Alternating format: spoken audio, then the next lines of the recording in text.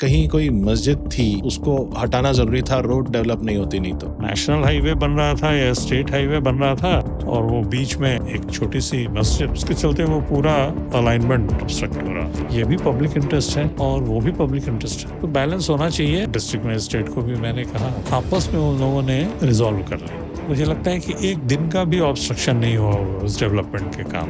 एक direct district जज का भी एक एग्जाम है, इसके बारे में शायद अवेयरनेस थोड़ी कम है। स्टेट लेवल पे जुडिशरी 3 कैटेगरी में आप बोल सकते हैं। एक हाई कोर्ट जजेस हैं, दूसरा है सुपीरियर जुडिशियल सर्विस, जिसको वो डायरेक्ट डिस्ट्रिक्ट जज अपॉइंट होते हैं, appointed again by the governor but in consultation with the chief justice. और यंग लॉयर्स को तो मैं यही कहूंगा कि वो एक्टिव रखें अपने को बराबर, कुछ आर्टिकल लिखें, कुछ पढ़ाई करें, सोशल सर्विस देखें, कुछ प्रो बोनो करें। डेथ पेनल्टी है, इसके ऊपर क्या व्यूज हैं आपके, क्या विचार हैं? No one can take away something which he cannot give. Death penalty statute book में रह सकता है, उस पावर को एक्सरसाइज नहीं करना चाहिए। एक वाकया था, कोर्ट में एक केस आया, एक जो डिस्टर्बिंग फैक्ट था, वो आदमी 4 महीने से गायब है। गिरफ्तारी के बाद क्या हुआ उस आदमी का, क्या नहीं हुआ, कुछ भी नहीं पता है। उस सर्कमस्टांस में मैंने डीजीपी को कोर्ट में आने के लिए कहा था। क्या आप एज चीफ जस्टिस या एज जज आप कभी जाके देखते भी हैं उन जेलों में क्या हालत है?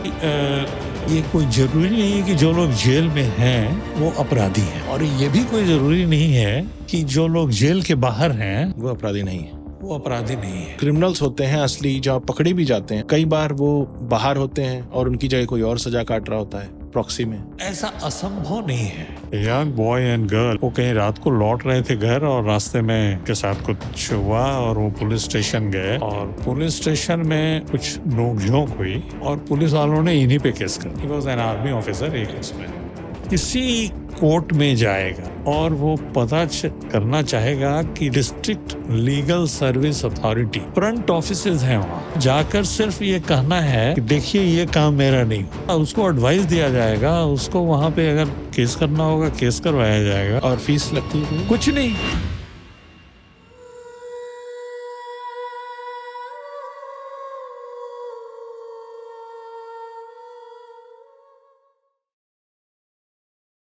हेलो एवरीवन, जिंदगी की दौड़ में जोर उसी का चल गया, बना के जो रास्ता भीड़ से निकल गया।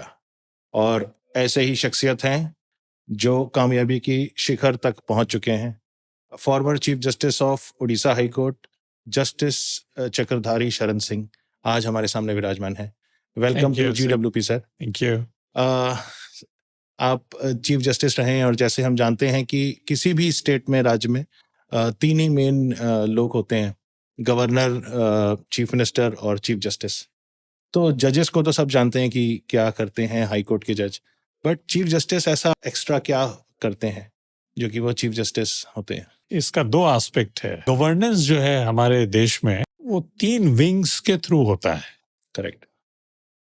एक एग्जीक्यूटिव है, जुडिशरी है और लेजिस्लेचर है। एग्जीक्यूटिव के हेड गवर्नर होते हैं, we all know, chief minister हैं। लेजिस्लेचर के कंसर्न असेंबली के चेयरमैन हो, स्पीकर होते हैं। जुडिशरी एक विंग, जो तीसरा विंग है, उसको हेड करते हैं चीफ जस्टिस। अच्छा, तो ये 3 विंग में एक विंग का लीडरशिप चीफ जस्टिस के हाथ में होता है। Right. Chief justice of a high court, एक हाई कोर्ट में बहुत सारे जजेस होते हैं और चीफ जस्टिस को हम कहते हैं कि he is first among equals. Chief justice और जजेस अपने जुडिशियल पावर में इक्वल होते हैं। अच्छा, वो उनमें कोई फर्क नहीं होता है। अच्छा, जुडिशियल पावर सबका बराबर होता है। फर्स्ट अमंग इक्वल्स, बराबर सुनते होंगे phrase, chief justice is master of the roster. हाँ जी, हाँ जी, इनमें सुना है। तो कौन से जज को क्या केस देना है वो चीफ जस्टिस डिसाइड करते हैं। Master of the roster chief justice का एक फंक्शन है। वो बहुत सारे फंक्शंस में वो एक फंक्शन होता है चीफ जस्टिस का, केस के पेंडेंसी के बेसिस पे जजेस के एफिशिएंसी और एक्सपर्टीज के बेसिस पे बहुत सारी चीज़ों को ध्यान में रखते हुए एक चीफ जस्टिस डिसाइड करता है जजेस का रोस्टर। ये सिर्फ एक फंक्शन है। एक स्टेट के हाई कोर्ट के चीफ जस्टिस का रोल बहुत वाइड है, बहुत। एक तो हाई कोर्ट एक यूनिट है। हाई कोर्ट में ऑफिसर्स होते हैं, स्टाफ होते हैं, वो सारा चीफ जस्टिस के डायरेक्ट कंट्रोल में होता है।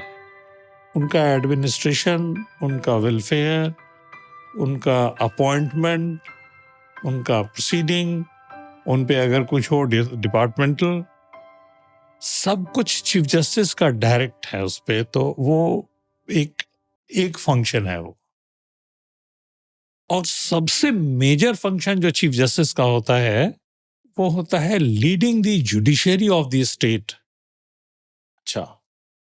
वो जितने सबऑर्डिनेट कोर्ट्स हैं, हाई कोर्ट का सुपरवाइजरी रोल होता है अदर कोर्ट्स के ऊपर, ट्राइब्यूनल्स के ऊपर अपने स्टेट में। Chief justice being first among the equals, because high court में चीफ जस्टिस और जजेस ये सब मिलके एक हाई कोर्ट कॉन्स्टिट्यूट करते हैं।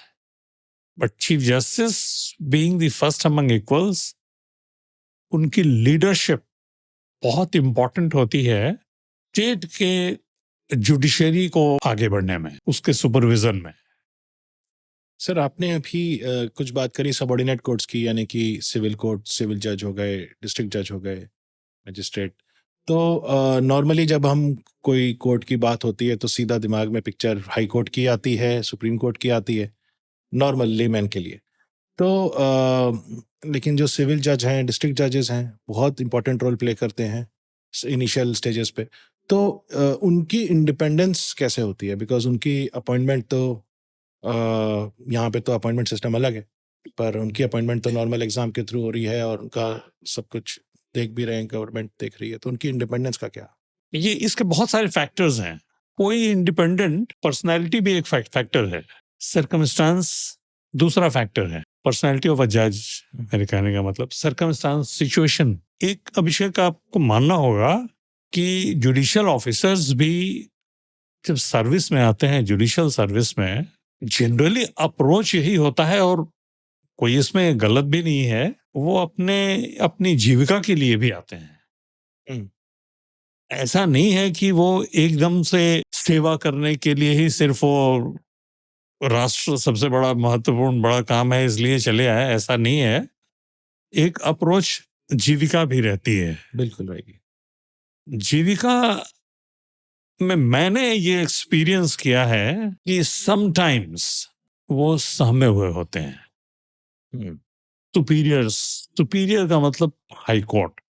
तो इसलिए मैंने कहा कि हाई कोर्ट के चीफ जस्टिस का किस तरह का माहौल क्रिएट होता है उनके लीडरशिप में, उस स्टेट में, अमंगस्ट द जुडिशियल ऑफिसर्स, ये बहुत इंपॉर्टेंट है। राइट। अगर ये सोचने लगे कि हमारा फैसला, मेरा फैसला है, कोर्ट का फैसला कोर्ट का होता है, अपना तो होता नहीं है, तो मेरा फैसला है, हमने अपने विवेक से, ईमानदारी से कोई भी काम किया, कोई फैसला दिया, तो उसका कोई एडवर्स कुछ नहीं होगा अगर हम ईमानदारी से करें। हमने जो एक्सपीरियंस किया, खास करके बेल एक बड़ा इशू बना हुआ है पूरे नेशन में, लिबर्टी की बात भी है तो वो भी हुआ है भी। तो बेल देने से जुडिशियल ऑफिसर्स हमने देखा वो कतराते हैं, और वो कतराते हैं इस डर से कि हम बेल दें तो लोग हमारी इंटीग्रिटी पे शक ना करें, और बेल नहीं दें तो ठीक है, और बेल देने नहीं देने में कोई फर्क नहीं है उनके हिसाब से। वो अगर है तो दूर करना होगा कहीं भी, चाहे वो हम लोग इंडिपेंडेंस ऑफ जुडिशरी तब तक अचीव नहीं कर सकते हैं जब तक हमारा हर जुडिशियल ऑफिसर अपने आप को इंडिपेंडेंट ना समझे, सोचे और इंडिपेंडेंटली काम करे। सर जैसे आप फर्स्ट जनरेशन लॉयर थे and then you went on to become बहुत सक्सेसफुल, वेरी सक्सेसफुल, एंड उसके बाद फिर आप जज बने, फिर चीफ जस्टिस बने। तो नॉर्मली जो एक परसेप्शन है सबके दिमाग में, स्पेशली जो यंग लॉयर्स हैं, कि फर्स्ट जनरेशन लॉयर में बहुत डिफिकल्टी है, उसको आपने कैसे पार किया? अभिषेक का आप सही बोलते हैं, फर्स्ट जनरेशन लॉयर्स को बहुत डिफिकल्टी होती है, बहुत सारे चैलेंजेस हैं। वो चैलेंजेस में किसी का दोष भी नहीं है। अगर फर्स्ट जनरेशन डॉक्टर भी है, उसको भी ज़्यादा चैलेंज होगा। पॉलिटिशियन है, उसके भी होता है ये फर्स्ट जनरेशन, अगर कोई आप चुनते हैं प्रोफेशन तो। हमारे टाइम में हम आज की तुलना में स्ट्रगल एक्सट्रीम था। अच्छा। एक्सट्रीम था, जैसे हमने ज्वाइन किया, अच्छे इंस्टीट्यूशन से पढ़ाई की, और वो हमारे साथ में और लोग थे, वो भी बड़े अच्छे थे, लेकिन उन लोगों का बैकग्राउंड था, फादर सीनियर एडवोकेट या जज, तो कम से कम उनको एक डायरेक्शन था। और एक और एडवांटेज होता है कि उनके जो प्रीवियस जनरेशन वाले हैं, वो समझते हैं कि ये क्या क्या डिफिकल्टी फेस करना होता है इस प्रोफेशन में, और वो उतना सपोर्ट सिस्टम, उतनी कुशनिंग कर देते हैं, तो वो लोग परेशानी नहीं होती है। तो initially, and then you don't have identity also, कोई पहचानता भी नहीं है आपको। तो फिर वो मैंने और थोड़ी तो अर्निंग जरूरी भी होती है, एक्सपेक्टेशन ही है, फैमिली में भी लोग एक्सपेक्ट हाँ, करेंगे कि आप कुछ वकील हो गए हैं तो फिर चालू करें कुछ कुछ कमाना। तो कर रहे हैं, ऐसे तो नहीं होगा। तो मैंने शुरू में हिंदुस्तान टाइम्स के लिए लिखा था। अच्छा। हाँ, शुरू में हिंदुस्तान टाइम्स के लिए 2-3 साल वो मैंने लिखा था, and that was also my source of earning. Earning to some extent. Initial मतलब फर्स्ट ईयर में वो कुछ पॉकेट खर्च भी हो गया, और that gave me identity and exposure also. You can say I was lucky. So luck plays a role. I was lucky कि फिर लोगों ने आइडेंटिफाई भी किया मुझे मुझे केसेस भी मिलने शुरू हो गए, और मेरे सीनियर्स ने बहुत encourage किया। तो yes, you are right, luck in this profession plays a very important role. You can call it a chance, but whatever. लेकिन ये भी बहुत ज़रूरी है सर, जैसे आपने अलग-अलग तरीके अपनाए कि खाली आप लीगल प्रैक्टिस के ऊपर निर्भर नहीं करके आपने लिखना चालू किया, तो उससे एक्सपोज़र कितना बढ़ा। तो ये नए लॉयर्स के लिए भी ज़रूरी है कि नए एवेन्यूज़ देखते रहना चाहिए, आजकल तो बहुत एवेन्यूज़ हैं। नए लॉयर्स को एक्टिव रहना चाहिए। अच्छा। ये एक ऐसा प्रोफेशन है, प्रोफेशन में रहते हुए भी आप बहुत सारा काम कर सकते हैं। पॉलिटिक्स भी कर सकते हैं, आप सोशल सर्विस भी कर सकते हैं, आर्टिकल्स भी लिख सकते हैं। ये इस प्रोफेशन का एडवांटेज है बहुत बड़ा। और यंग लॉयर्स को तो मैं यही कहूंगा कि वो एक्टिव रखें अपने को बराबर। शुरू में कभी कभी कभी काम नहीं है, तो काम नहीं है तो इसका मतलब ये नहीं है कि हम पैसा भी नहीं है, तो फिर आइडल नहीं बैठ जाना है। कुछ आर्टिकल लिखें, कुछ पढ़ाई करें, कुछ सोशल सर्विस देखें, कुछ प्रो बोनो करें, तो ये लीगल अवेयरनेस का काम करें, उसी में कुछ सीख जाएंगे। लीगल अवेयरनेस करने में अपनी ये लर्निंग का प्रोसेस तो कॉन्टिन्यूअस है इस प्रोफेशन में।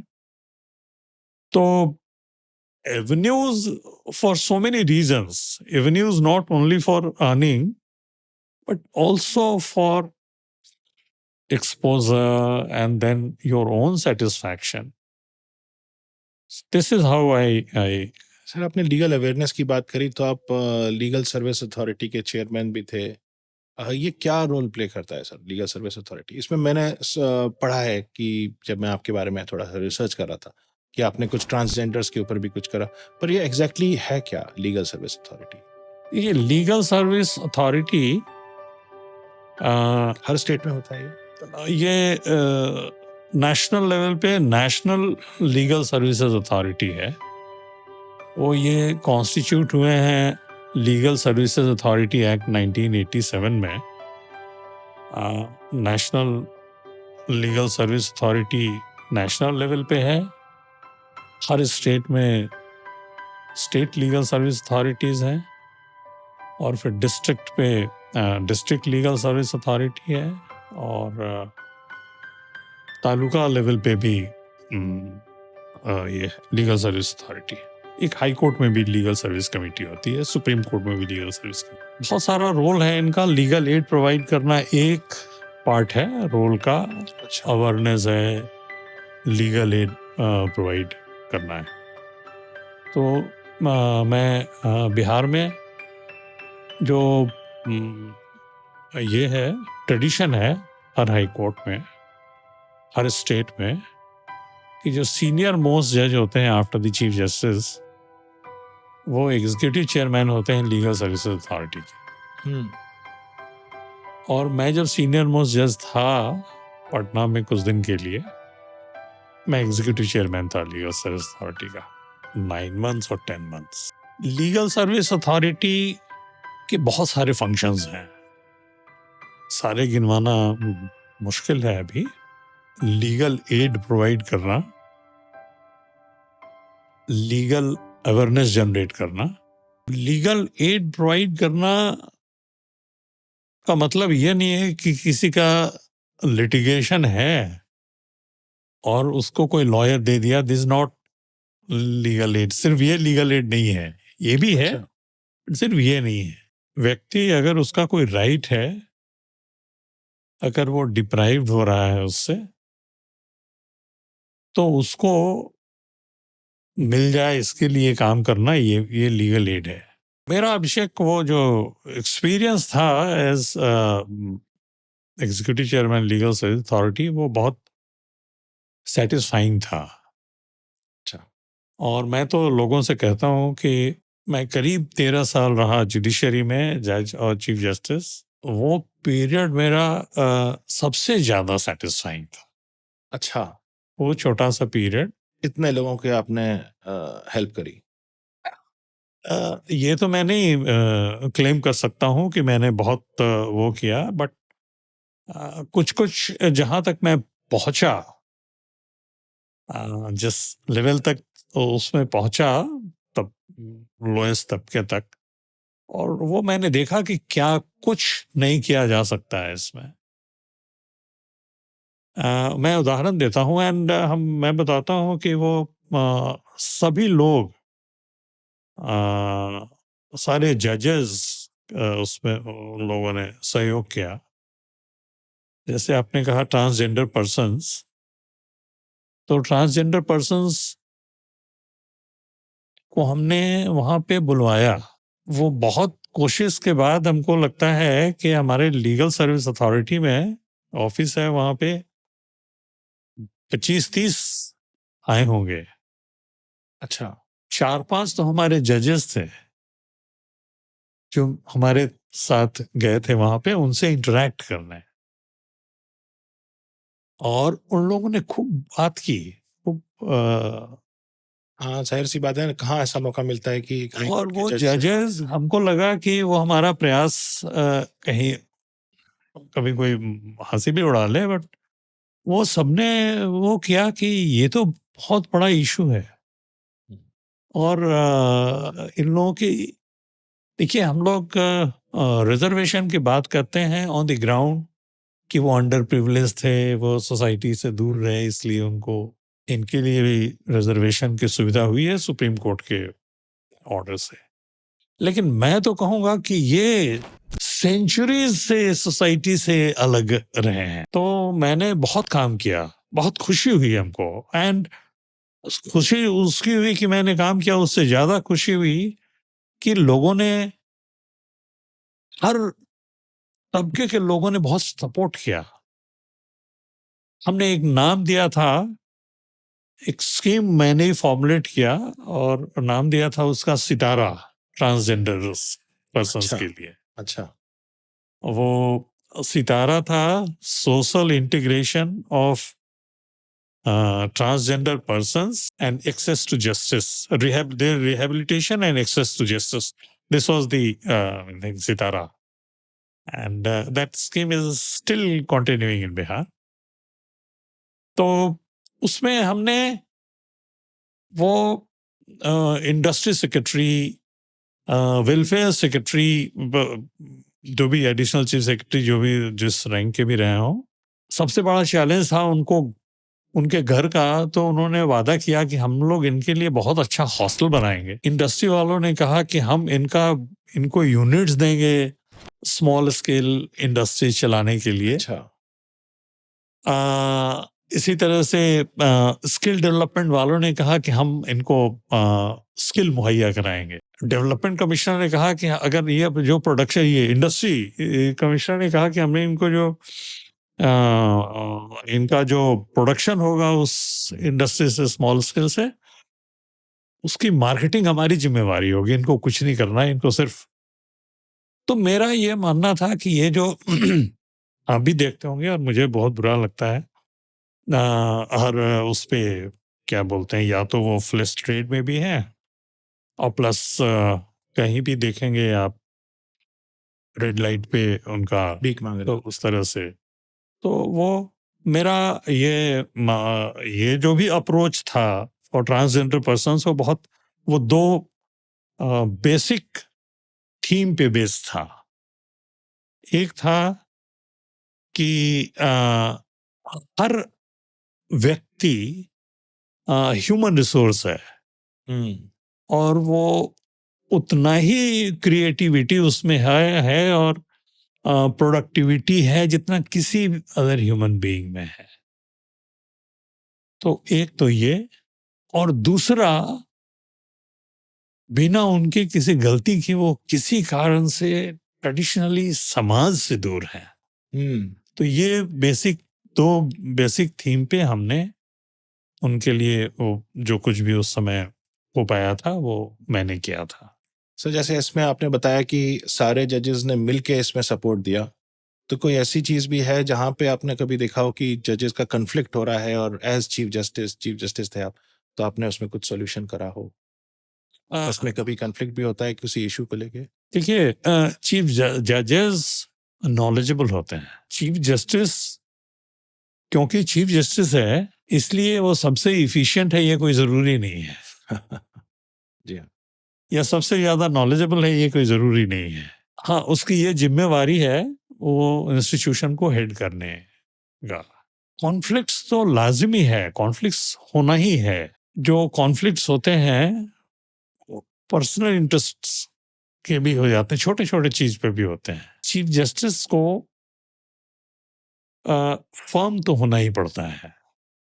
पॉलिसी मैटर्स जो है, he has to be courteous at the same time because all of them are equal।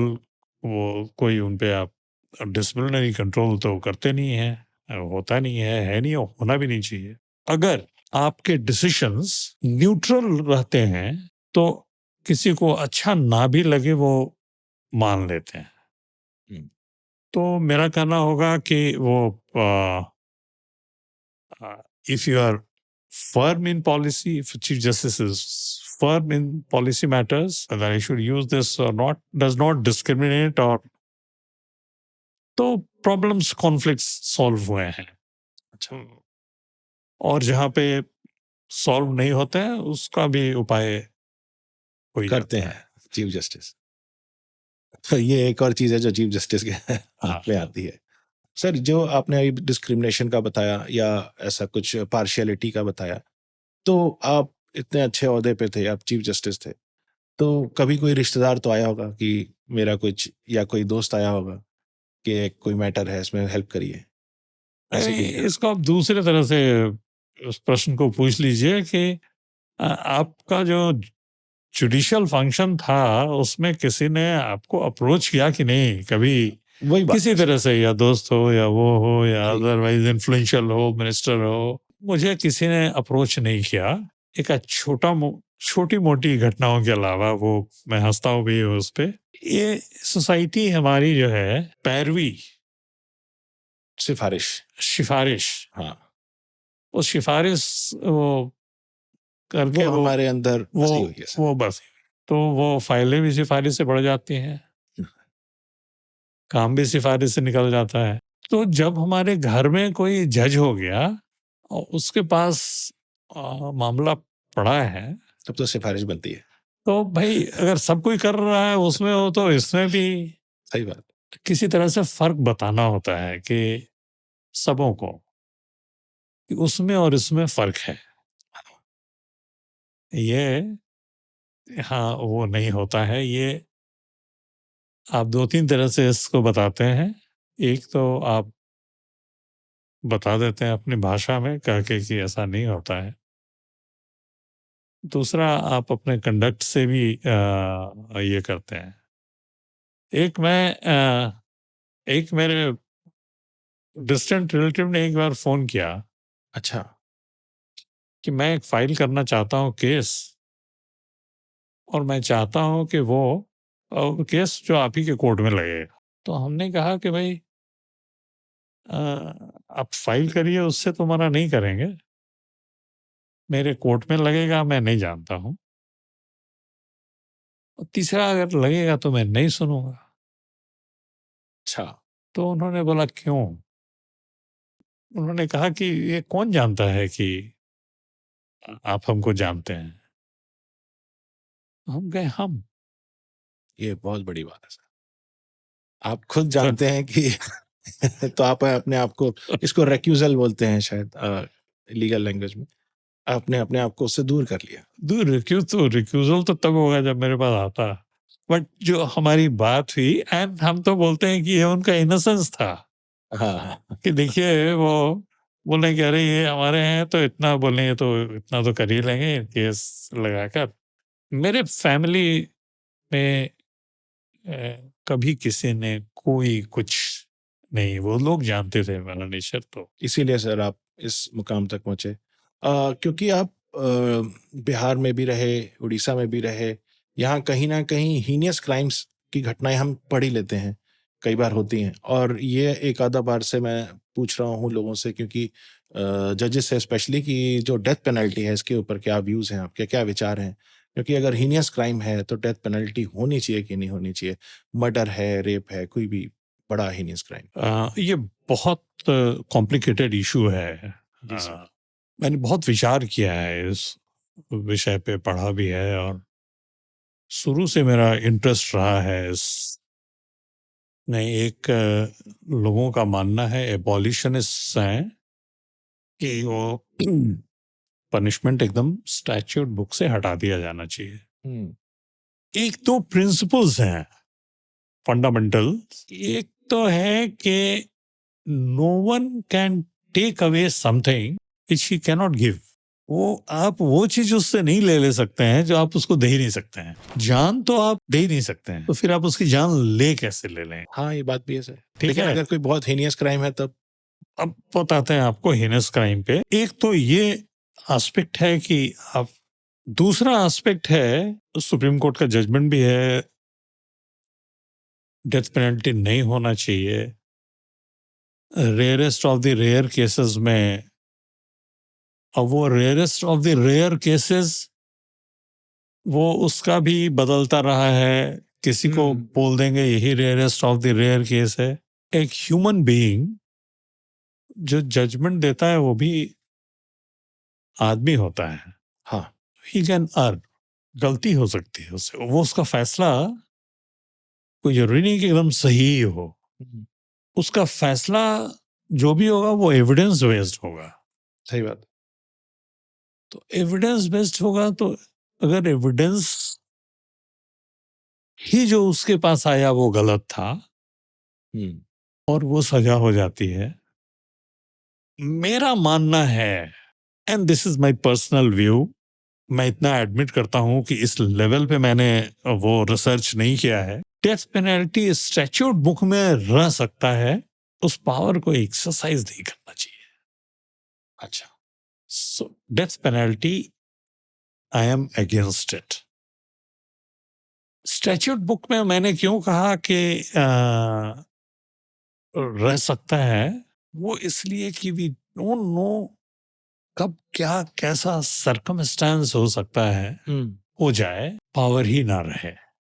हाँ, तो rarest of the rare case तो दिमाग में रखना ही होगा, उसका एक्सरसाइज नहीं होना चाहिए। अच्छा, इसी दो प्रिंसिपल पे कि you cannot take away something which you cannot give, और दूसरा यू कैन अर्न। गलती हो सकती है। सर, एक चीज और देखने में आती है आजकल, काफी ज्यादा न्यूज में है कि जुडिशियल ओवररीच होती है कई बार। जुडिशरी वो काम, जैसे आपने स्टार्टिंग में बताया था कि जुडिशियल होते हैं, एग्जीक्यूटिव होते हैं जो काम कर रहे होते हैं, तो जुडिशरी का तो वो है कि आपको फैसला देना है, लेकिन कई बार उस तरह से इतना फैसला देते हैं कि वो एक्चुअली काम करने लगते हैं जो एग्जीक्यूटिव का। अभिषेक, वो जो आपने डेथ पेनल्टी पे कहा, बस मैं मिस करके आपको बताना, there are instances, at least 7 instances I have. कुछ चाइना के हैं, कुछ ऑस्ट्रेलिया के हैं, यूनाइटेड स्टेट्स के भी हैं, जहाँ पे जो मर्डर का इल्जाम था जिसके ऊपर, और कन्विक्शन हो गया, और कन्विक्शन के बाद वो आदमी वाज डिस्कवर्ड जिसके मर्डर का इल्जाम था उस पे। अच्छा। ओ। तो देयर आर रिपोर्टेड केसेस जिसमें वो आदमी आ गया, और वो जनरली होता क्या है, एक लैटिन फ्रेज है, कॉर्पस डेलिक्टी। आई मीन वो है कि सब्सटेंस ऑफ अ क्राइम। अच्छा। मर्डर के केस में सब्सटेंस ऑफ क्राइम है dead body. Hmm. If dead body is not found, और सारे एविडेंस हैं सर्कमस्टांशियल एकदम साबित करने के लिए, तो उस पे कन्विक्शन होता है। और लेकिन वो कॉर्पस डिलिक्टी एब्सेंट था, हम्म। वो कभी कभी चला आता है। तो वो एक ने तो कॉन्फेस किया कि हमने उसको मारा था, वो भी मिल गया। किसी ने किया, वो लड़की भाग गई थी अपने बॉयफ्रेंड के साथ, वो ईयर्स टुगेदर हो रही, वो फिर अच्छा, बाद में आ और गई। इस तब तक उसको डेथ पेनल्टी हो तब चुकी थी। तक उसको उसका कन्विक्शन हो गया था। ऐसा कोई इंस्टेंस अभी तक नहीं आया है जिसमें डेथ पेनल्टी का एग्जीक्यूशन हो गया हो। चलिए, ये भी बहुत अच्छी बात है। हाँ, अभी तक वैसा कोई वो ये नहीं है। बिहार का मैं जानता हूँ एक केस जिसमें वो एक ट्रायल चल रहा था, और उस he was denied bail twice और थ्राइस, और वो जेल में था 4-5 साल से, और जिसके डेथ का एलिगेशन था। एक के केस में तो वो इसका आई थिंक ऑस्ट्रेलिया का है, जिसमें द फेलो, वो कहीं ही हैड रन अवे, और वो उसके मर्डर के चार्ज पे द जो था वो उसका कन्विक्शन हुआ। और वो कभी कोई क्रिकेट मैच देखता हुआ, he was found that he is watching cricket match. अच्छा, तो तो वो भी दूर बैठ के फिर सब तो देख रहा था तो कि ये हाँ, कन्विक्शन हो गया है। तो ऐसे तो ये होता है इसलिए। हाँ, दूसरा सवाल आपका सर, यहाँ दूसरा पर। सवाल एक मेरा है, कई बार जुडिशियल ओवररीच का इल्जाम आता है जुडिशरी पे कि आपका काम, जैसे जजेस का काम होता है फैसला देना, लेकिन कई बार वो फैसला देने से हटकर काम करने पे जो एग्जीक्यूटिव का काम है, आईएएस आईपीएस ऑफिसर्स या मिनिस्टर्स, वहां पे पहुंच जाते हैं। तो क्या ये जुडिशियल ओवररीच ठीक देखिए, है? जुडिशियल ओवररीच कभी कभी होता है। अच्छा। जो फंक्शन हमारा नहीं है, कभी कभी हम लोग in fact I am still identifying myself with my position as जज और chief justice, which I am not now. कभी कभी जुडिशरी ये एक्सीड करती है, ऐसे इंस्टेंसेस हैं। लेकिन ज्यादातर under compulsion they have to do something which should have been done by the executive. अच्छा, क्योंकि एग्जीक्यूटिव नहीं कर रहा है अपना काम, इसीलिए Executive- जजेस को करना पड़ता है। एग्जीक्यूटिव नहीं कर रहा है, एग्जीक्यूटिव कभी कभी ऐसे सर्कमस्टांसेस आते हैं। एक आप देखेंगे जैसे fixation of fee in educational institutions. अच्छा, तो फीस तो वो तय गवर्नमेंट फिक्स करेगी या क्या करे। हमने ये सब एक मेरे पास सर्कमस्टांस आया था जिसमें वो the high court had to intervene कि आप इनका फी तय करिए, आप नहीं कर रहे हैं। वो सारा जितना भी ये करने के बाद of course in consultation with the bureaucrats and other experts, वो फी जुडिशियल ऑर्डर से तय हुआ था। अच्छा, तो वो I did not like it, but इस तरह का है। अदरवाइज कभी कभी कुछ जजेस में ये टेंडेंसी होती है।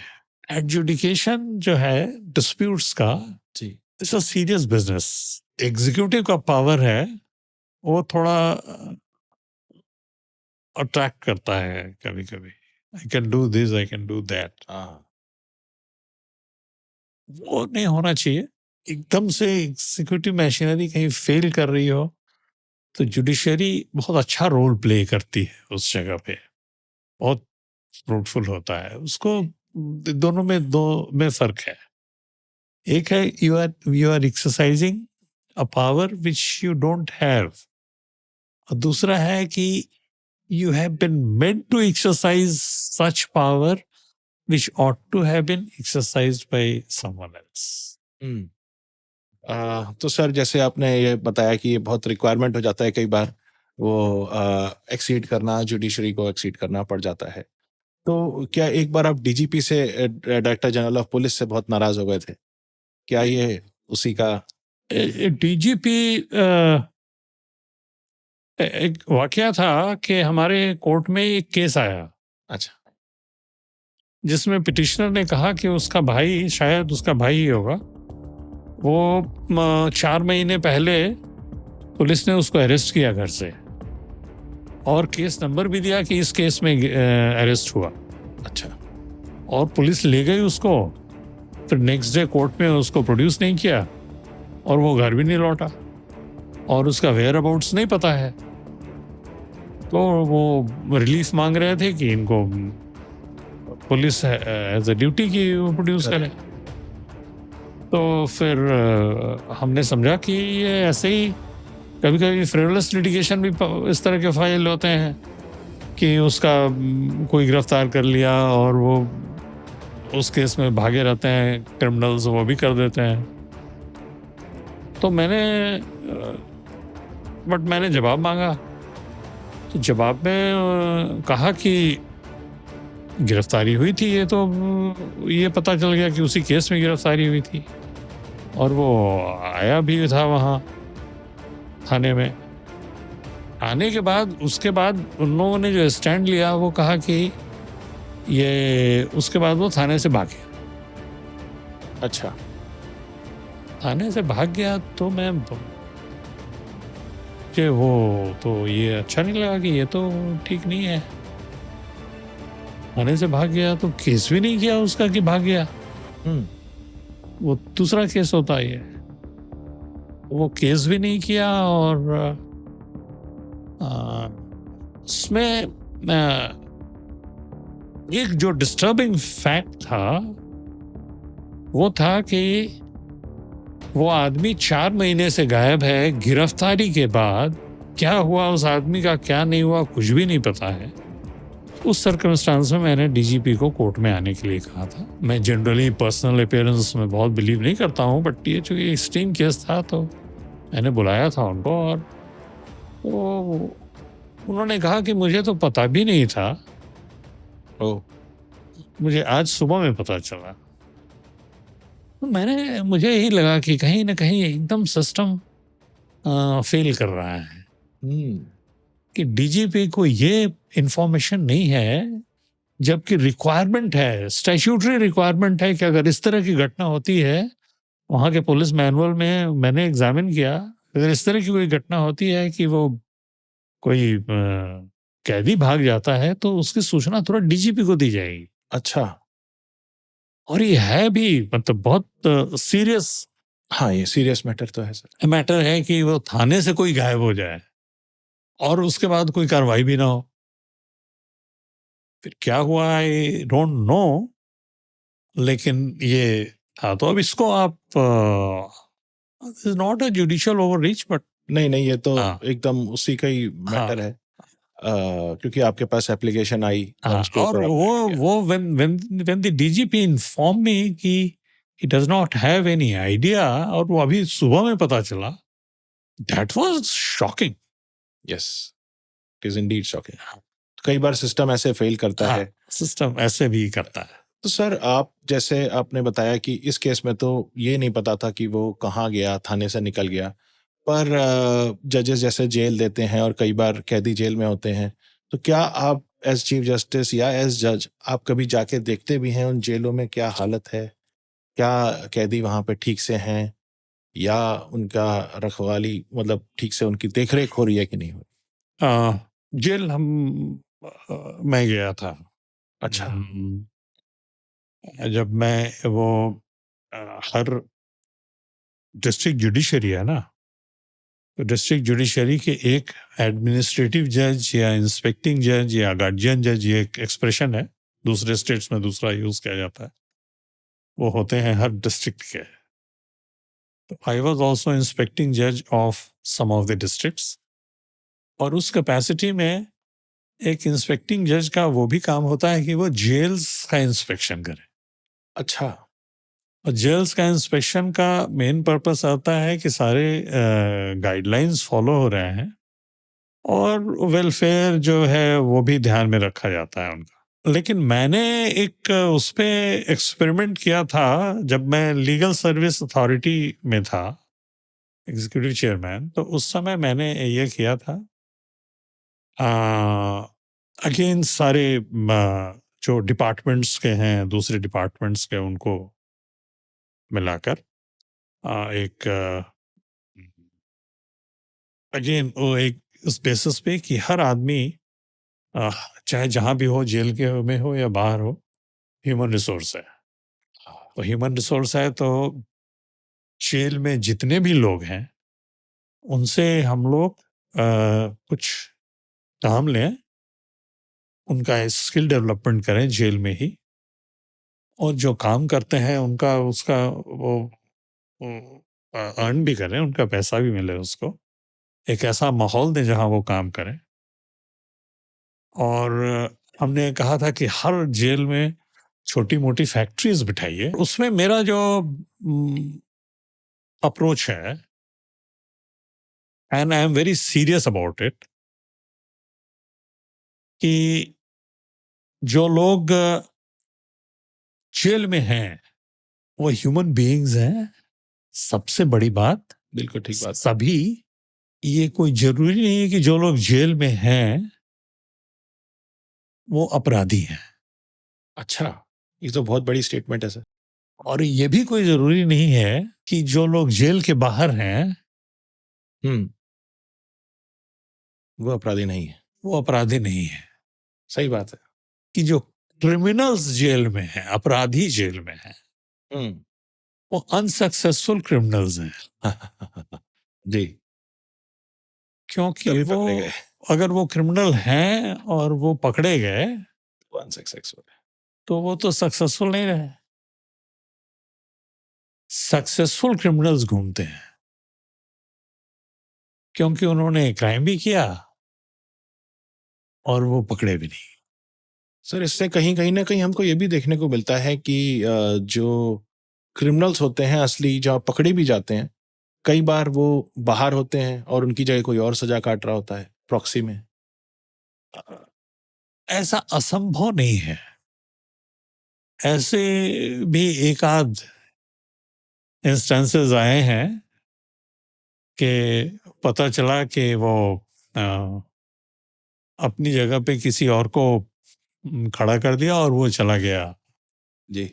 तो ये ऐसा भी हुआ है। सर कई बार जजेस सुओ मोटो कोई केस ले लेते हैं, मतलब नॉर्मली तो प्रक्रिया होती है केस फाइल करने की, किसी ने केस फाइल किया, पर कई बार जजेस को लगता है कि नहीं, ये हमको खुद ही ले लेना चाहिए केस, उसको केस बना के ले लेते हैं। तो सो मोटो पावर है कोर्ट्स को, सुबह हाई कोर्ट और जो कोर्ट एक्सरसाइज करते हैं रिट जुरिस्डिक्शन, उनको पावर है। हाई कोर्ट या सुप्रीम कोर्ट सो मोटो कॉग्निजेंस लेती है किसी घटना का या किसी सिचुएशन का जहां पे कोई किसी के फंडामेंटल राइट के इन्फ्रिंजमेंट का इशू होता है या पब्लिक एट लार्ज अगर सफरिंग उस लेवल पे है तो हमने भी लिया सो मोटो कॉग्निजेंस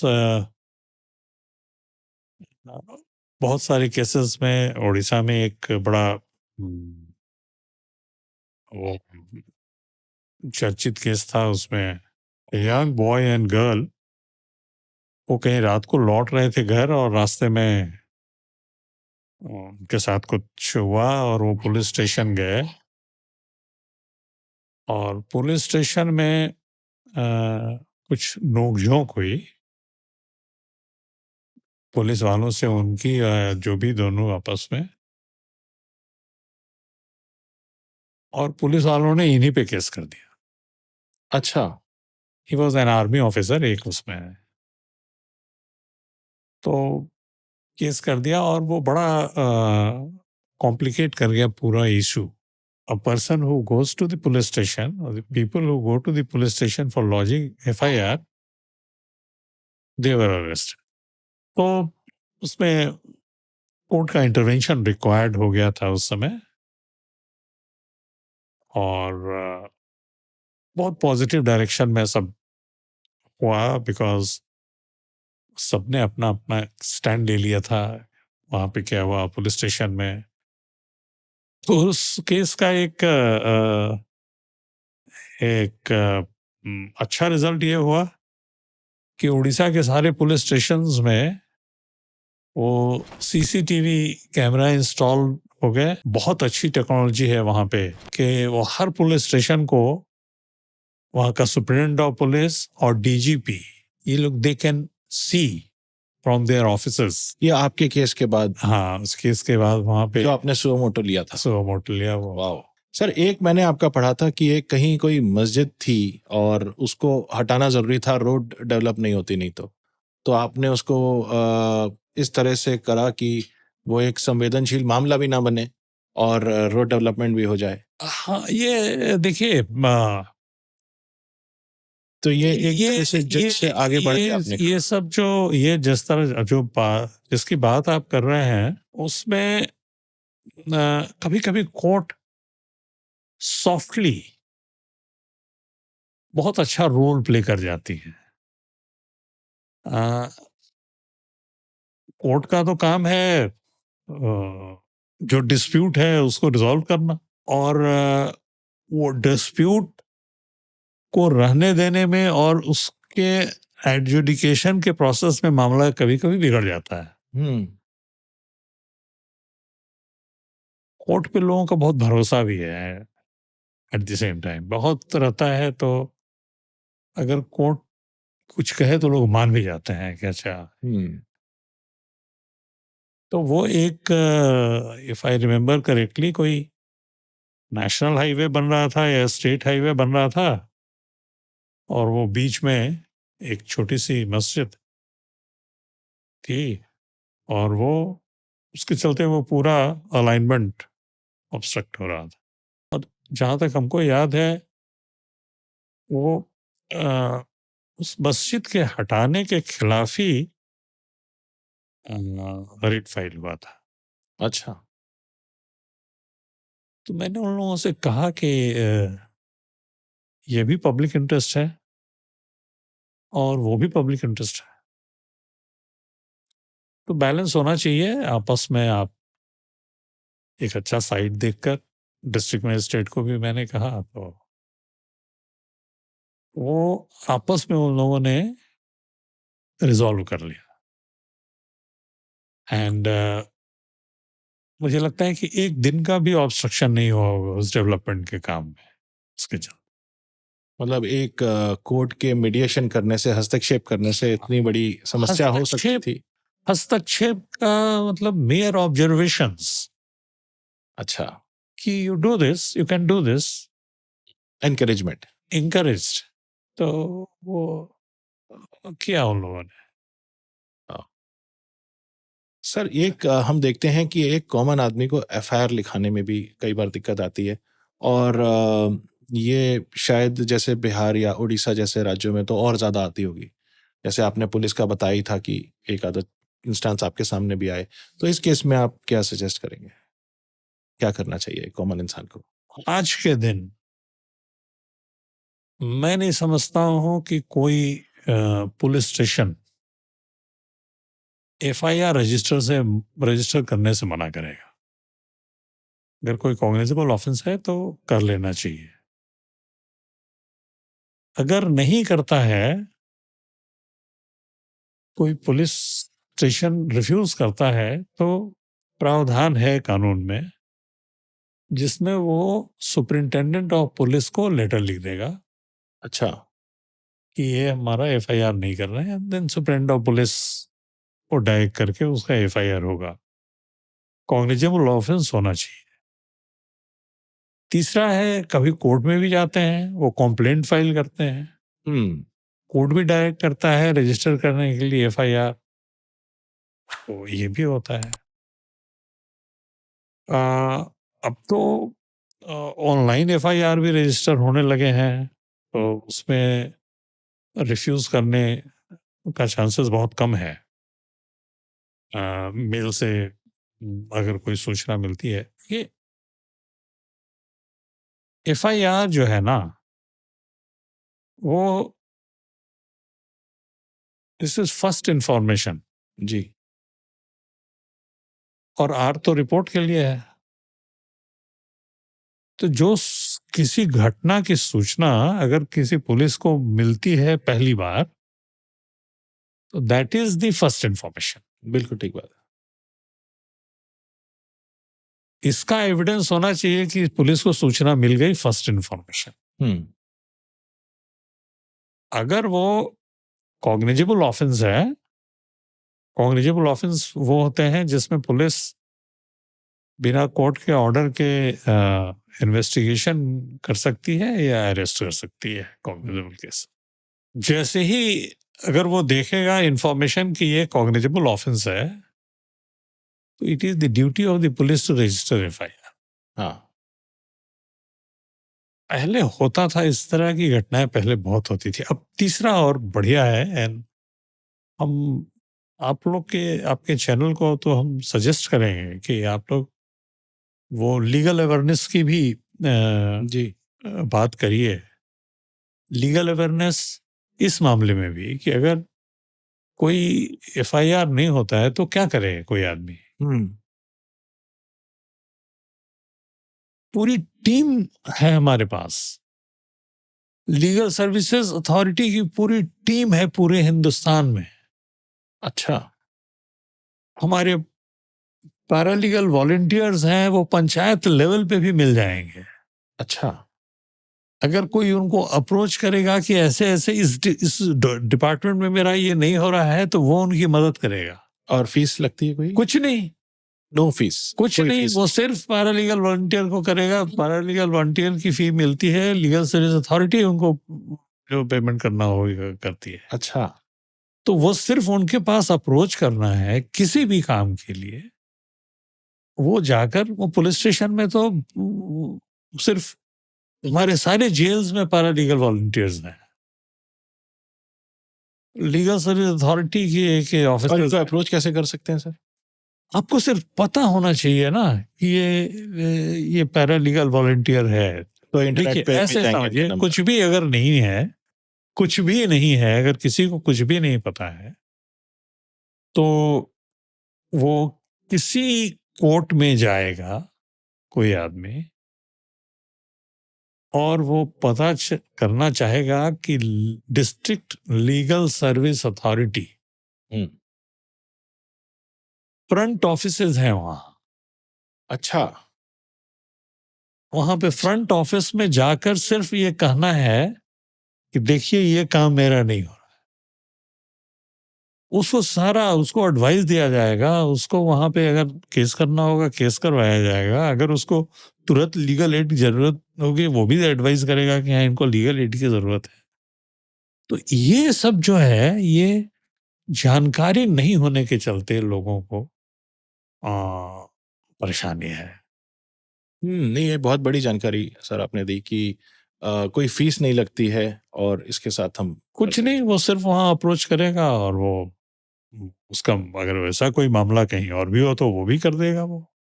सर हमने देखा है कि कई बार हाई कोर्ट जजेस या कोई को खराब भी लगता है अगर उनका फैसला ओवरटर्न हो जाए, खारिज हो जाए सुप्रीम कोर्ट के द्वारा, तो कभी आपको भी कुछ ऐसा पर्सनली महसूस हुआ?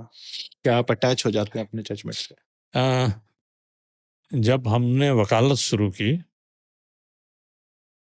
तो जो ट्रेनिंग सीनियर एडवोकेट से सीनियर्स देते हैं उसमें एक ट्रेनिंग ये भी थी कि डिटैच्ड रहना है कॉज से एंड केस से। अच्छा। Your duty is to make out a case, advise our client, argue before the court as effectively as you can। हार या जीत से अटैच्ड नहीं होना है। हम्म। तो वो डिटैचमेंट का जो की जो ट्रेनिंग है ना, कहीं ना कहीं वो स्पिरिचुअल सार वो आ जाता वहाँ है की सर। है। वहाँ नहीं, और आप देखेंगे, अगर कोई बहुत बढ़िया केस है, कभी कोई लॉयर हार गया तो बेचारे को दुख हो सकता है, कभी क्लाइंट लूज करने का भी अफसोस हो सकता है, बट आइडियली वो नहीं होना चाहिए, वो डिटैचमेंट होना चाहिए। जज बनने के बाद वहां तो आपने कोई किया, हाँ। लॉयर तो आपने केस किया और फैसला दूसरे के हाथ में था, दूसरा दे दिया फैसला, हम्म। ठीक है। तो अब लॉयर में हैव दिस ग्रीवेंस कि हमने तो सही कहा था, उसने गलत कर दिया। तो बट जज का तो फैसला उसका होता है, खुद का होता है। उसको कहिए कि वो जजमेंट डिलीवर करता है, लाइक अ बेबी हाँ। डिलीवर करता है। तो उसको ऐसा लगे कि उसका फैसला ओवरटर्न हो गया, ये आपका कहना होगा, यही कह रहे हैं ना कि वो ओवरटर्न हो गया। एक जज को ये दिमाग में रखना ही नहीं चाहिए कि वो फैसला दे रहा है, वो कोर्ट फैसला दे रही है जिस कोर्ट का वो जज है। ये बहुत बड़ा हुआ है। हाँ, और आपको मैं एक एग्जांपल देता हूँ। जजमेंट आपका अगर ओवरटर्न हो गया, आप गलत थे ये कोई जरूरी नहीं है, हम्म। आपका सही फैसला भी ओवरटर्न हो सकता है, हम्म। या गलत अगर फैसला था तो करेक्ट हो गया ऊपर। हम्म। अभी कुछ ही 2 साल पहले, तो 2.5 साल पहले मैंने एक केस पढ़ा था। ऐसे ही देख रहा था, मैं इस तरह के बहुत सारे एग्जाम हैं लेकिन मैं एक बता रहा हूँ अभी, कि कोई सूट फाइल हुआ जिसमें डिक्री हो गई प्लेंटिफ के फेवर में। उसके बाद उसको उसके खिलाफ अपील फाइल किया उसने। हम्म।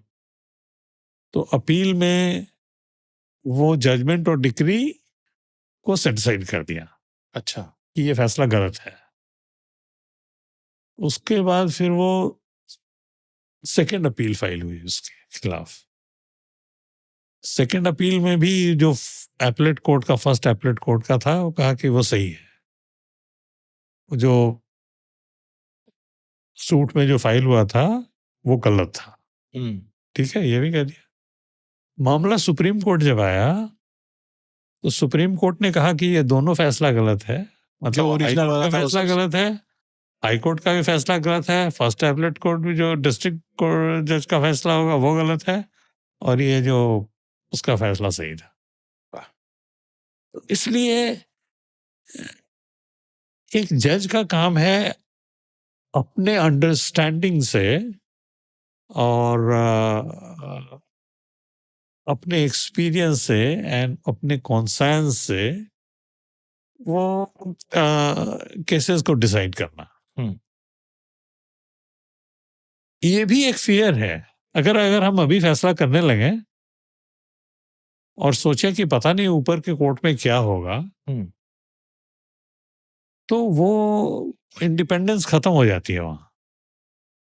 सही बात है। जो आप मेंटल इंडिपेंडेंस है ना, मेंटल इंडिपेंडेंस इसी में है कि आप बिना किसी डर के फैसला, फैसला दें, आप अपना फैसला जो आपके पास मटेरियल है उसके वो बेसिस पे। बिना वो बाद में आपके फैसला का क्या होता है क्या नहीं होता है। तो इतने सारे जो पेंडिंग केसेस हैं सर इंडिया में, इसका क्या कारण है?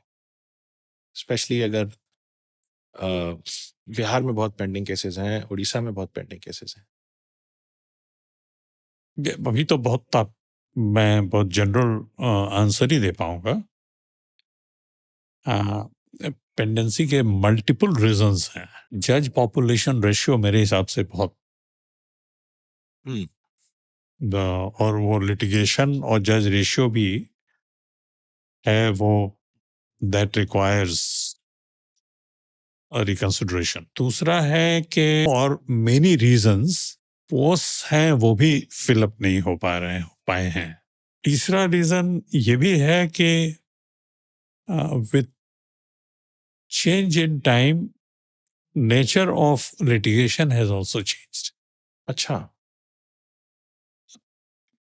एक केसेस ज्यादा फाइल होते हैं और इश्यूज कॉम्प्लेक्स भी होते हैं। कमिटमेंट की कमी भी देखने को मिली है। टेंडेंसी है to do as much work as is required to secure further promotion, to ensure कि वो वहाँ पे पॉइंट सिस्टम है, ये भी है। ये सब ऐसी चीजें हैं जिसको थोड़ा मोटिवेशन से, थोड़ा तो एक ही केस पे Supervision डीप डाइव से- करते रहते हैं तो आगे दूसरे केसेस नहीं देख पाते, क्या ये है इसका मतलब? पॉइंट सिस्टम अगर है तो नहीं पॉइंट सिस्टम है। जैसे पॉइंट सिस्टम है कि आप एक एक ये काम कर लिया, आपने ट्रायल में ये किया, विटनेस को एग्जामिन किया तो you will get this point, वो किया तो this point. Every day you are looking for securing some point. ठीक है, अगर मान लीजिए अगर एक केस में आपको खत्म कर देना है, and if that is not going to, इसलिए क्रिमिनल केसेस में पॉइंट्स ज्यादा मिल जा रहे हैं, सिविल केसेस में थोड़ा कम है। तो सिविल केसेस में इंटरेस्ट कम ले रहे हैं। हालांकि अभी I have seen brilliant judicial officers, इतना अच्छा अभी आ रहे हैं सिलेक्ट होके, तो और वो काम भी कर रहे हैं, ऑल विद ऑल डेडिकेशन। लेकिन थोड़ा ये भी देखने को मिलता है कि तो हाई कोर्ट जजेस, जैसे आपने बताया कि वैकेंसीज हैं लेकिन फुलफिल नहीं हो रही हैं, आप तो कॉलेजियम में भी थे, तो क्या रीजन है सर कि ये वैकेंसीज फुलफिल, क्या ये अच्छे लॉयर्स नहीं मिल रहे हैं या जो जज नहीं बनना चाह रहे हैं, क्या रीजन है सर? इसके भी हैं बहुत सारे रीजन, क्योंकि ये सिस्टम ऑफ सिलेक्शन जो है ना, उसमें प्लुरैलिटी हुई है। अच्छा। प्लुरैलिटी इन द सेंस कि पहले चीफ जस्टिस करते थे रिकमेंड ऑफ हाई कोर्ट, हाँ, अब एक अभी एक कलेजियम है।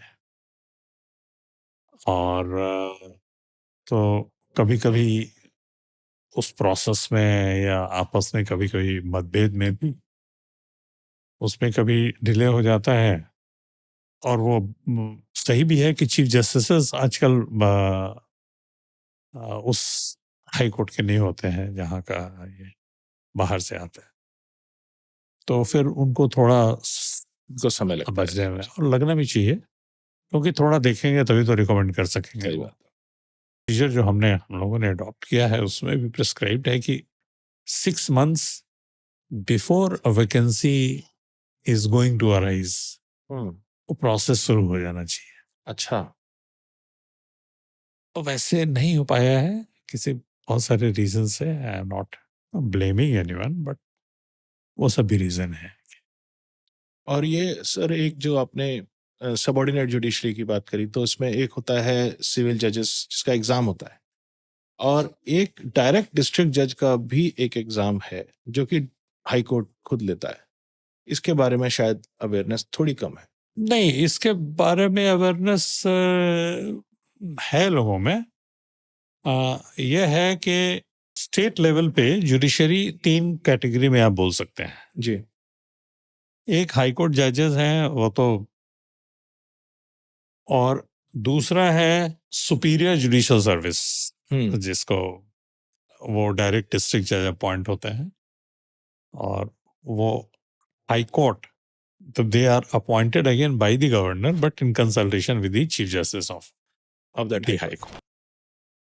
और उसके बाद जो है जुडिशियल सर्विस, उसको जूनियर डिवीजन बोलते हैं। वहां से फिर state judicial service junior division, वो गवर्नमेंट रिक्रूटमेंट प्रोसेस होता है, एंड हाँ, वो गवर्नमेंट का प्रोसेस है। And they are given to the judiciary, और फिर वो काम करते हैं। पर ये सीनियर जुडिशरी जो है ये डायरेक्ट हाई कोर्ट। हाँ, ये direct high court exam conduct करती है। इस आपको मैं यही बता रहा था, मतलब कि जो फंक्शन है चीफ जस्टिस का या हाई कोर्ट का, वो मल्टी फैसेटेड है। That includes recruitment also. एक जमाना था जब, अब एक एक हाई कोर्ट में मैं बताता हूँ 20-30 कमिटीज हैं ऑफ डिफरेंट जजेस of the high court. 2-3 committee. Administrative काम बहुत बहुत ज्यादा रहता है। रिक्रूटमेंट बहुत बड़ा काम है। हर साल एग्जाम लेना, इंटरव्यू करना, ये है। और सर आप खुद पढ़ाई में मतलब कितने ज़्यादा वो थे, और आपको कभी एंजाइटी भी होती होगी क्योंकि आप लॉयर थे और इतने सक्सेसफुल लॉयर बने, तो डेफिनेटली सी बात है कि मैं मान सकता हूँ कि आपने काफ़ी अच्छी पढ़ाई करी होगी, आप शायद बहुत अच्छे स्टूडेंट भी होंगे। ये तो कहना मुश्किल है कि मैं अच्छा स्टूडेंट था कि नहीं था, और मैं क्लेम नहीं करूंगा, बट था, बुरा भी नहीं था। अच्छा। और लॉ की तरफ झुकाव का कोई कारण? लॉ की तरफ कि आप फर्स्ट जनरेशन लॉयर हैं तो कोई? हाँ, फर्स्ट जनरेशन लॉयर हैं, और फर्स्ट जनरेशन लॉयर का वैसा कोई झुकाव नहीं था, बट हमने जब लॉ फैकल्टी में पढ़ाई शुरू की है, हाँ, कैंपस लॉ सेंटर में, उस समय भी मैं वकालत करूंगा, आई वाज नॉट श्योर। हमारा लॉ में इंटरेस्ट तब से हुआ, इनफैक्ट हमारे यहाँ एक प्रोफेसर उपेंद्र बख्शी थे, eminent scholar, eminent jurist, international level पे रिकॉग्नाइज्ड हैं वो हमारे हमारे क्लास लेते थे, एंड बहुत ये रहा उनका इन्फ्लुएंस हमारे ऊपर, the way he taught law. उसके बाद मेरा लॉ में बहुत ज़्यादा सब्जेक्ट इंटरेस्ट की है। तरफ बहुत इंटरेस्ट हुआ, अच्छा। एंड वो मैंने बल्कि वो डिसाइड ही कर लिया था कि आई एम गोइंग टू। तो आपको कभी एग्जाम के Choose टाइम this में profession. एंजाइटी जो थोड़ी ज़्यादा होती हो या कभी कुछ ऐसा? नहीं, वैसा कुछ नहीं हुआ, और वो एंग्जाइटी वैसी कभी नहीं रही एग्जाम के आजकल कई लॉयर्स हैं जो जजशिप एक्सेप्ट नहीं करना चाहते हैं।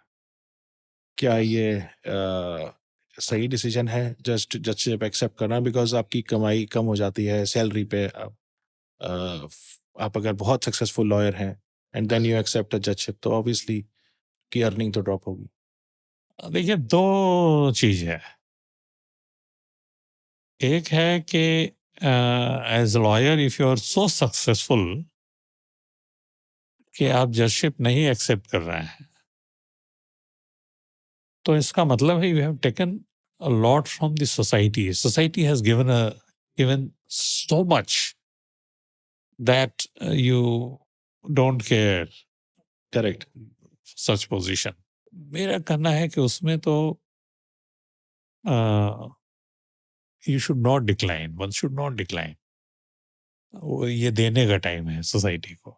एंड आई नो कि हम्म, अभी भी सुप्रीम कोर्ट में वैसे जजेस हैं जिन्होंने बहुत सेक्रीफाइस किया हुँ।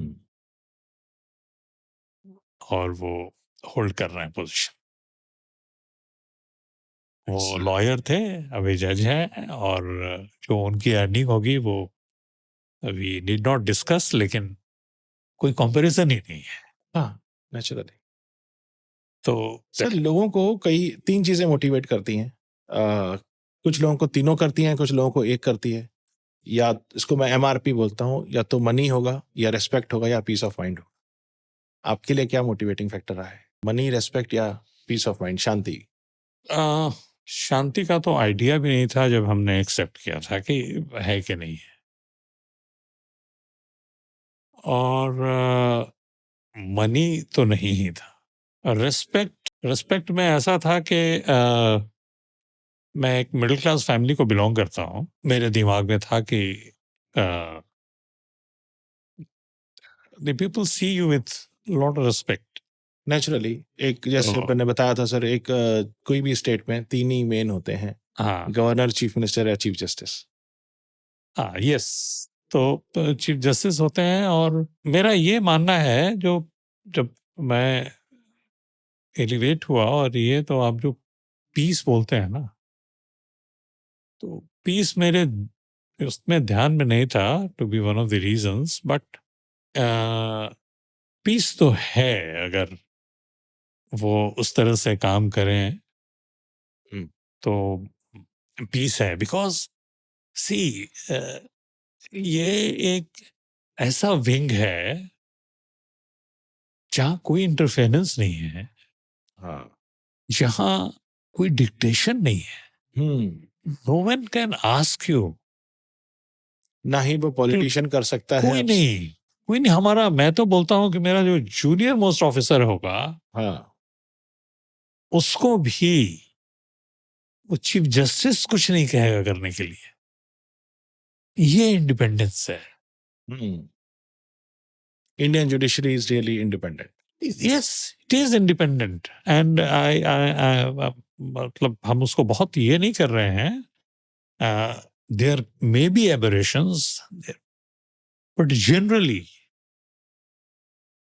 वो कोई भी उन पे ये नहीं करता है, इन्फ्लुएंस नहीं कर सकता। Sir, lastly, any message for the younger audience as well as for the CEO and CFOs? Younger members, you mean younger members of the, दोनों, लॉ भी और अदरवाइज भी, स्टूडेंट्स भी। See, there should be clarity as to what they want to become. Become का मतलब ये position नहीं है। कुछ हैं जिनको दे आर मनी माइंडेड। अगर वही उनका पैशन है तो दे कैन परस्यू दैट। कोई बहुत खराब पैशन भी नहीं है, वो भी ठीक है। जुडिशियल सर्विस में अगर आना चाहते हैं तो I can say that this one of the best services in the country. Right. बहुत बढ़िया, बहुत ये लीगल प्रोफेशन से अच्छा कुछ मुझे नहीं लगा, तो मैं तो सबों को ये कहूँगा जिन्होंने जो लॉ परस्यू कर रहे हैं, स्ट्रगल है but very challenging, very satisfying. और पैसा भी है, थोड़ा वक्त लगता है। अब तो पहले हमारे टाइम में तो बहुत था। स्ट्रगल तो मान के चलना चाहिए, शुरू का struggle. If I have to remember the best days of my life, तो हम तो स्ट्रगल का पीरियड ही याद करें। अच्छा, और एक्सट्रीम स्ट्रगल, जब जेब में पैसा भी नहीं आता था। और तो ऐसा क्यों सर? मतलब इसमें क्या को because that gives you lot of strength and confidence. जो आगे चल के आपके काम आता है? हाँ, वो जो स्ट्रगल नहीं करके आगे बढ़ा, वो तो फिर लाइफ में मिला नहीं। Hmm. That was the best part of my life. And again to the students, वो मैं जब पढ़ाई करता था तो मेरे प्रोफेसर वो कहते थे कि read as much as you can. जो भी fiction, non fiction, subject, beyond subject, जितना पढ़ना हो पढ़िए। क्योंकि once you enter into your practical life, you will have no time to study.